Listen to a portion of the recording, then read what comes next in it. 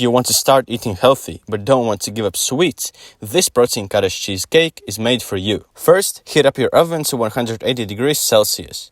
Then peel 2 bananas and mash them up with a fork. Add 2 eggs, 1 scoop of protein powder, 50 grams of ground flaxseed, 50 grams of oat flour, 1 teaspoon of baking powder, 100 grams of kefir or milk, a pinch of salt, and mix everything up. Then pour the bottom layer in a baking dish that's covered with baking paper, flatten it out, and put it in the oven for 15 minutes. Now let's make the top layer. Pour into a food processor 150 grams of dates and 100 grams of roasted almonds and blend them up. Then add 360 grams of cottage cheese, 3 eggs, 1 tablespoon of cornstarch, 2 tablespoons of Greek yogurt, a pinch of salt, and blend everything up again.